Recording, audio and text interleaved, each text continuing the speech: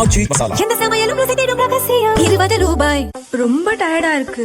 இயற்கையான டேட்ஸ், பாதாம், பிஸ்தா, cash and honey கொண்டு தயாரிக்கப்பட்ட லயன் டேட் நட் பைட்ஸ். சட்டசபை தேர்தலில் சென்னை பெரம்பூர், திருச்சி கிழக்கு ஆகிய 2 தொகுதிகளில் முதல்வர் விஜய் வெற்றி பெற்றார். அதில் திருச்சி கிழக்கு தொகுதி எம்எல்ஏ பதவியை ராஜினாமா செய்ததால் அங்கு இடைத்தேர்தல் நடக்க உள்ளது. இந்நிலையில் சட்டசபை தேர்தல் தோல்விக்கு பிறகு மக்கள் செல்வாக்கை மீண்டும் பெற வேண்டிய கட்டாயத்தில் திமுக இருக்கிறது.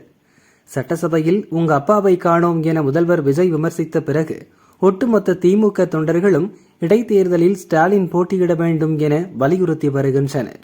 ஏற்கனவே திருச்சி கிழக்கில் ஸ்டாலின் போட்டியிட வலியுறுத்தி திருச்சி தெற்கு மாவட்ட திமுக சார்பில் தீர்மானம் நிறைவேற்றப்பட்டது. திமுக முதன்மை செயலர் KN நேருவும் அதை ஆமோதிக்கும் வகையில் சட்டசபைக்கு ஸ்டாலின் வருவார் என கூறினார். இந்நிலையில் திமுக தலைமையகமான சென்னை அறிவாலயத்தில் மூத்த கட்சி நிர்வாகிகளுடன் ஸ்டாலின் நேற்று ஆலோசனை நடத்தினார். அவரிடம் திருச்சி கிழக்கு தொகுதி இடைத்தேர்தலில் போட்டியிடுவது குறித்து நிருபர்கள் கேள்வி எழுப்பினர்.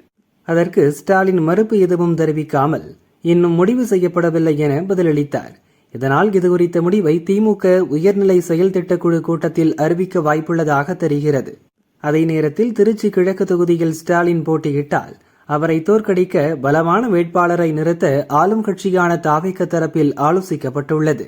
தற்போது திமுக கூட்டணியில் இருக்கும் மதிமுகவின் பொதுக்குழு கூட்டம் இன்று கூடுகிறது. அதில் திமுக கூட்டணியிலிருந்து விலகி தாவேக கூட்டணியில் சேரும் முடிவு அறிவிக்கப்படும் என எதிர்பார்க்கப்படுகிறது.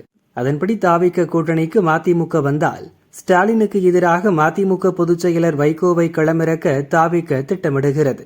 ஏற்கனவே திருச்சி லோக்சபா தொகுதியில் தீப்பெட்டி சின்னத்தில் மதிமுக முதன்மை செயலர் துரை வைகோ போட்டியிட்டு வென்று MP-யாக இருக்கிறார்.